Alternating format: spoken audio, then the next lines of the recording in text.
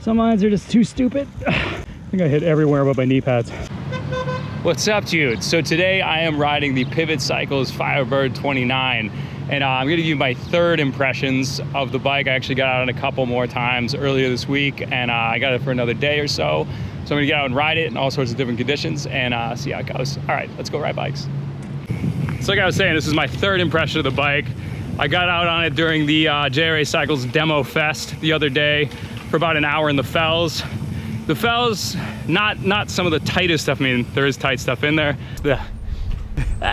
It's a lot of straight lining rocks. So of course this bike, which is 170 in the front, 162 in the rear, is gonna eat that stuff up. I didn't know how it would act when it got into tighter corners, dude.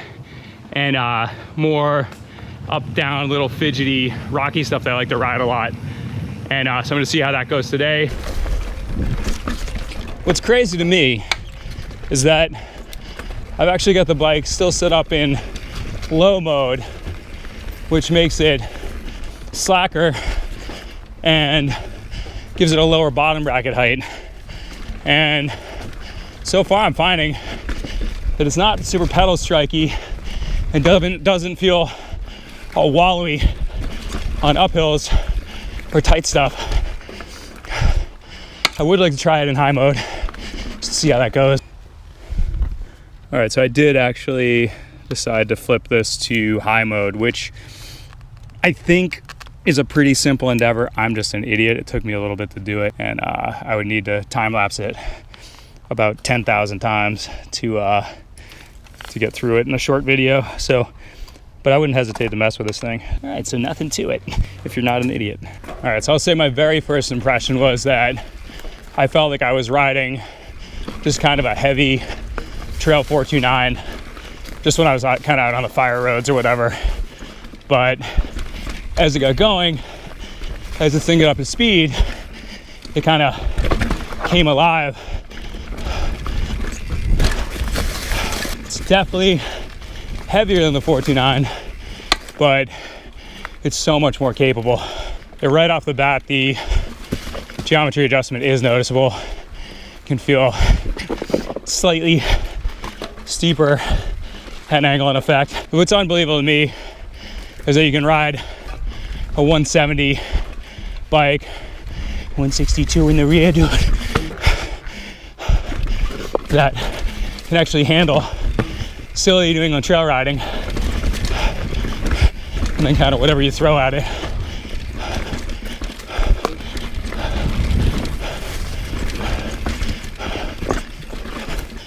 Something I noticed at Blue Hills last night was that you could just corner through gigantic rocks. It just opens up different lines. This bike definitely has its own lines.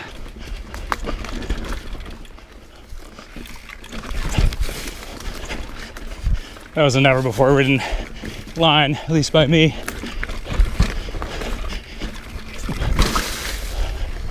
This is my first attempt at this line ever. Oh yeah, nice. Trying to kind of put this bike out of its comfort zone. Its comfort zone is bigger than mine for sure. That's a funny thing when people say they're worried about getting a bike like this because they're gonna do dangerous stuff.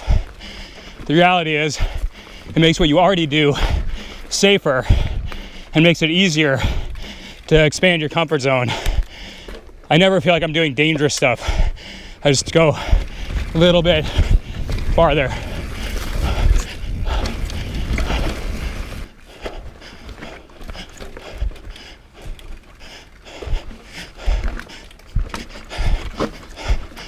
Okay, that's kind of the definition of too tight.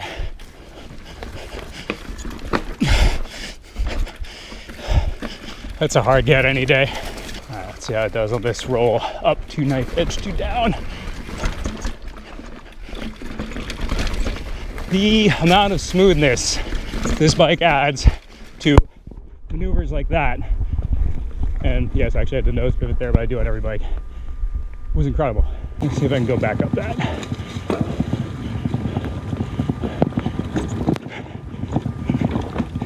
Oh yeah. That's only happened a couple times in my life. One thing about longer travel trail bikes in general is that you can carry more speed into tight situations and just pin it through stuff. This is kind of a burly up to down move, and there's a big hornet's nest right to the right, so I don't want to make it. Oh, goddamn.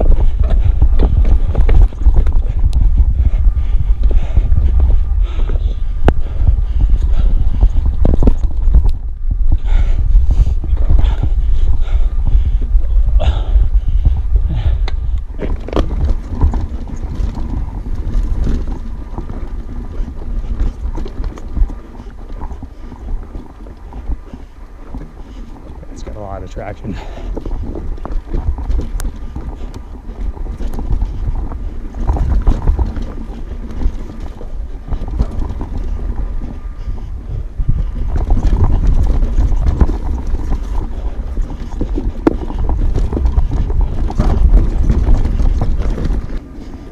See if I can invent some new lines here.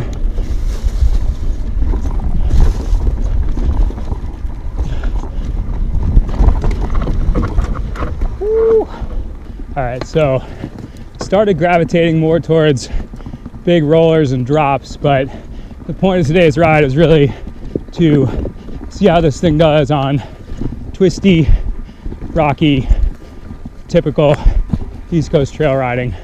We know it's going to handle the chunda and the burl. We know that. The question is a bike you can ride every day on techy trails. If you don't like techy trails, it's probably not the bike you want to ride. If you like techy trails, this could totally work.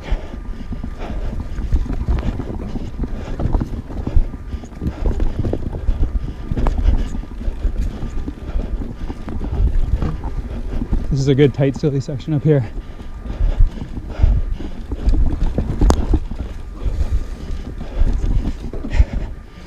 And it actually does a great job just eating up all the slow speed stuff. You can just pedal.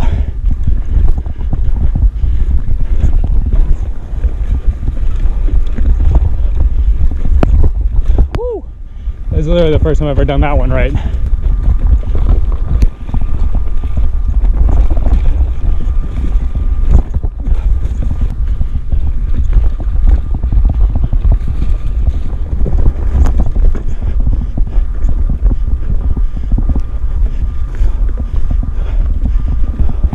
You can just carry so much speed into those uphills. All right, usually I just come down this. I'm gonna see if I can get up this silliness.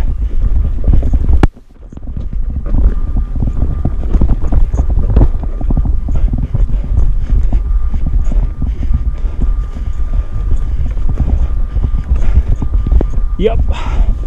Woo, good bike. Let's see if I can go down this half as smoothly.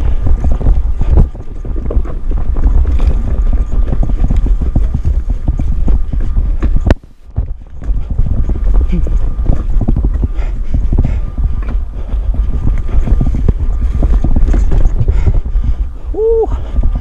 That's a special line for this bike.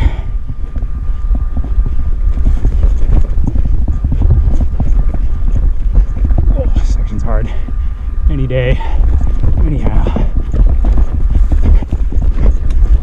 It's perfect. Nice job, bike.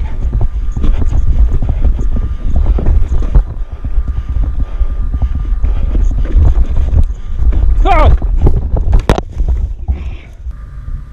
Yaru, it's a squatcher. I like how it comes up. It really can get the front end up really easily.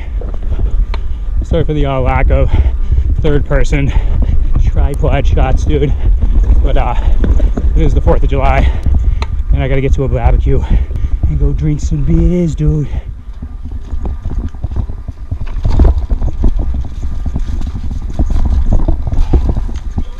I know I said I was seeking out the slower speed, twitchier stuff, but couldn't pass up this roll up, roll down situation here. Oh.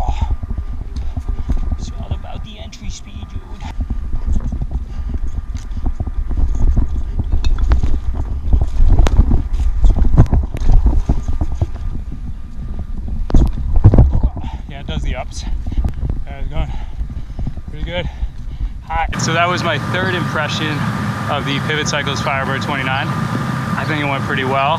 Definitely adapting to the wheel size again after running 27.5 for so long. But I'm just amazed at what it does. And then you can actually ride a 170, 162 bike that, you know, you go all over the park with this. You can race enduro.